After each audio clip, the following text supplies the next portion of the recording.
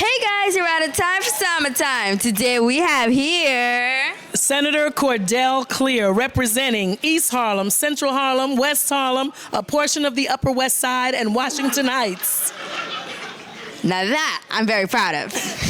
Congratulations for your award. Thank you so much. It was an honor for me tonight because this award came from someone who is authentically a part of the community, someone that I know, not just pomp and circumstance, not just someone that I met. It wasn't a formality. It wasn't someone who didn't know me.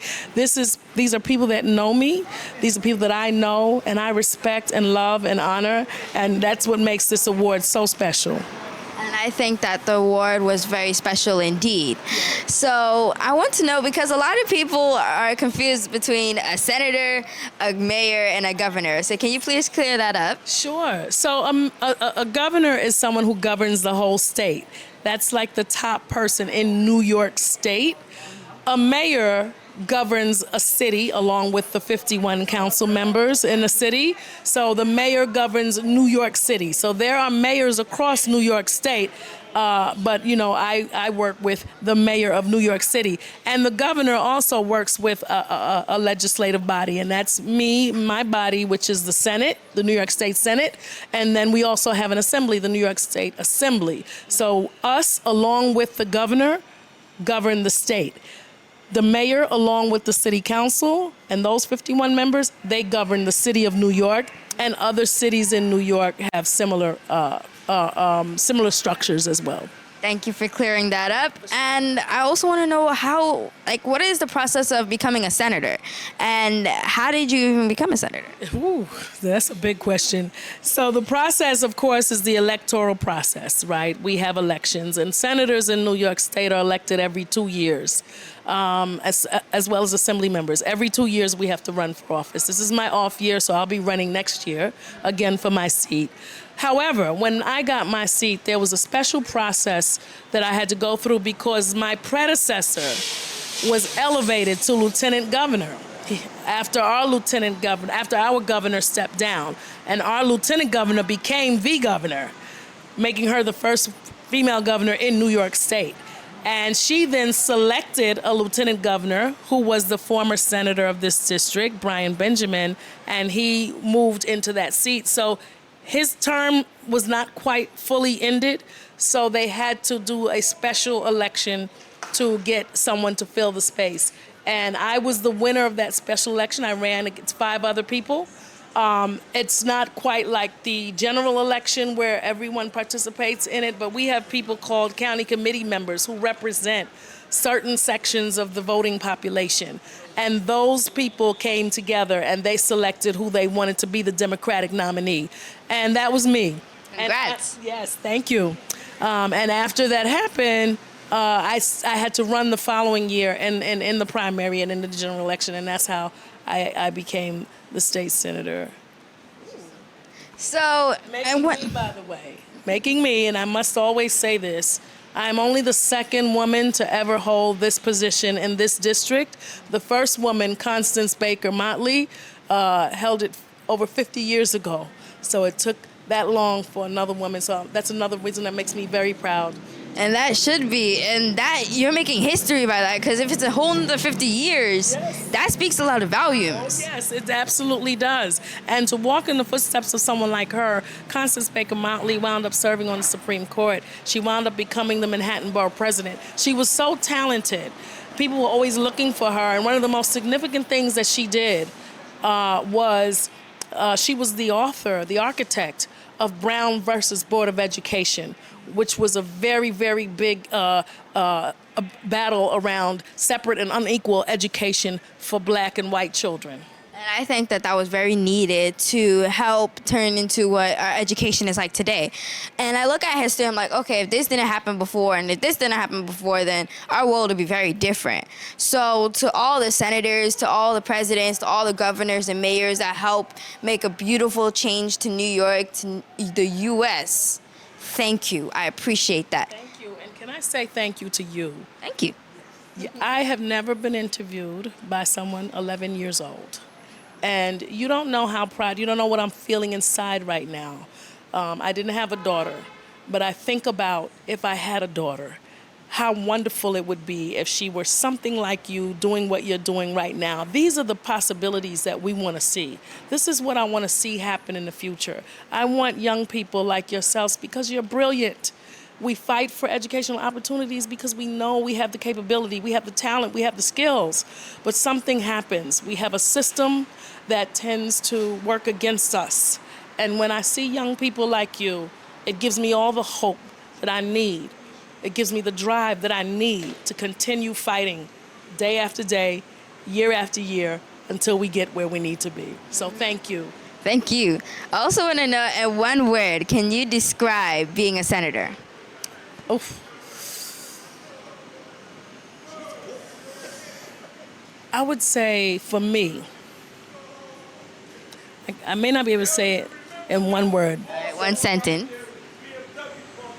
It's a privilege, and public servant is what comes to my mind. Those are the two words, public servant, because this is about service. This is not about celebrity. This is not about position and title. It's not about access for me. It is access and the service for my community. And I think that that's what a true senator must have, because if people just think about, positions and access, you're not really caring about the people, and therefore you're not really doing your job. Right. So It's a distraction. very much so. And you don't know. And I need my makeup person now. All right, one moment, guys. One moment. Thank you. It is hot here. I'm sorry. It's really hot and humid. And, well, that's an excuse, because sometimes it doesn't even be hot and humid and things happen. But, yeah, you have to know that people have to be able to approach you. I govern, and the people rule with me. You understand? And I make decisions based on working with people. That's the only way I know how to do it. I know the legislation we need because I know what people are suffering from, and I know what people are calling for in our communities. So that's what informs me and directs me every day with my decision making and what I decide to put my office might behind. Well, do you see yourself coming to Africa? Yes, I've been to Africa twice. Yeah. I have, and I went for the very first time in 2010, and I remember saying to myself, how come I've never been here? And I immediately I went to Senegal. That was the first place that I went to. And I don't know if you probably weren't born at the time, but we had another pandemic called Ebola. And I was in Benin when Ebola was at its height. And both countries taught me so much. And, it was so funny because when the Woman King came out, I was like, I know the story. I was there, because I had been to Benin. And that is where the Woman King story was based on. And I remember meeting with some women over there, and they kept saying to me, Amazon, Amazon. And I said, well, what is that? That's a Spanish thing. They said, no, Amazon was the name of the women soldiers who fought the French in Benin. The men had been captured, and they were capturing them and enslaving them. Many of them wound up in Haiti, what is now today Haiti. And it was just so fascinating to learn so much that had gone on in world history, and what a big role that women played in that country and their independence and freedom. And because you actually traveled to Benin, you should also travel to Ghana, which is now where I live. And Ghana is a very beautiful place. It's very rich in culture. Another thing about it is that the people care. The people care. They're super friendly, and most of them are willing to help you. One of the things I love about them, it's not really about race or anything, and majority of them are Ghanaians. It's a Ghanaian-owned business. When you see billboards, they're supporting their own. And I think that that's beautiful, that they're caring about their country, that Ghana is doing good for itself. Yes. I think I love that a lot. And that's why when I tell people that I interview, you should definitely go see Ghana. You should definitely go, if not live, at least visit. And a lot of people just think that, okay, Africa is where people are swinging off trees and where there's huts and everything. You actually go to Ghana, there's some super dope developments happening there. There are people that are actually making it super far. I would love to get to Ghana. One of my most favorite people in history. One of the most prolific politicians of my generation is Kwame Nkrumah. And Kwame is the father of democracy in Africa. So I followed him. I celebrate him for what he tried to do and did do on some level. He also visited Harlem. I was telling someone earlier about all the people who'd come to Harlem. So Kwame Nkrumah had come here. And this is why I fight here, though, because before we can appreciate Ghana, we have to understand our history. Yes. We have to learn it and stop the myths, what you said. And for someone your age to understand or know that it has been said that we swing from trees and live in huts, that was such propaganda.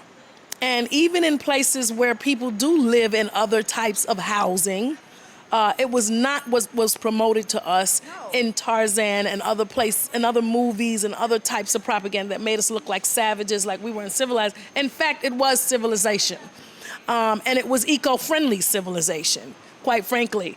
They were the first climate protectors and land protectors. So it's about perspective. So, it's lack of information, yes. And then it's about the propaganda which prejudices people to make them think badly about things and other people, even how other people will view us as Black Americans in this country, around the world, without even knowing us. So, but the world is changing, and I always make fun of it. You young people love these devices, and I get upset and frustrated about it sometimes when two people are sitting in the same room texting each other.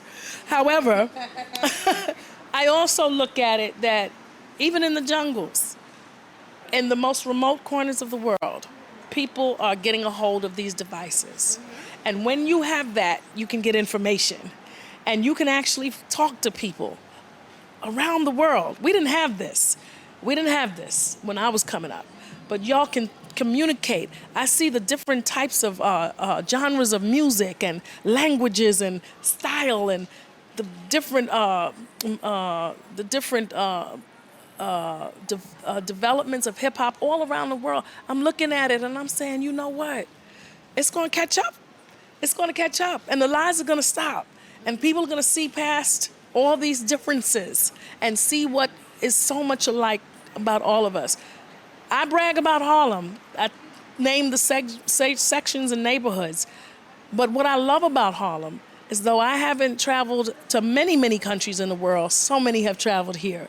So I proudly represent a large group of West African residents here in my community, from Mali, from Ghana. There's 2 blocks from here, there's the Ghanaian Presbyterian Church. And definitely, if I don't get enough here, there's a lot of it in the Bronx. It's actually called Little Ghana over there, if you guys didn't know. Little Ghana. Little Ghana up there in Nigeria. Don't let the Nigerians hear you say that. I didn't say that, okay? But we have a strong population of both in the Bronx. I have Senegalese, I have Malians, I have Burkina Fasoans, I have Guineans, I have... you name it, I got it from West Africa here. Sierra Leone, Benin is here, Togo, I got it. And the culture is coming. You know how come? When I was a young lady, people would not wear their hair like this, or this, or her, right? We grew up. In fact, where I worked, we were not allowed to wear natural hairstyles. We were not allowed to wear cornrows or anything like that. I lost a job because I never wore my hair in any way other than natural. And they just pestered me. I wish I knew then what I know now, because I sure could have had a lawsuit. But they pestered me so much about my hair. And how do you get your hair like that? Does it hurt? Oh, can I touch it? And it's just constant. It was a constant nagging, and I knew what they were saying. I knew what they meant. But today, you wear your hair like that. I see our sister Jackson in the Supreme Court, in the court, who just got named our judge. She's wearing her hair in locks. Okay, we are learning because we're sharing our culture. the Africans who came here and started braiding our hair differently than we had done before when we were braiding it as kids, and we saw they did extensions and they did all kinds of new stuff and designs and things. We did that, but they did it the whole new thing. And now it's beautiful. Everybody, they want them. So the more we embrace our culture is what I'm saying, and the more we spread it and just continue tonight, what we did tonight, epic. That's history. It's going to continue. It's going to be like an infection. I don't want to call it an infection. Infection is negative. Nope. But it's going to be like, it's like an epiphany. It's going to be like a spirit, and it's going to move, and it's going to grow, and it's going to travel, and we're going to get there. It's kind of like a tree. It's starting from the roots, but then it's getting bigger and bigger and bigger. There you go. She's a journalist. You got to leave her alone.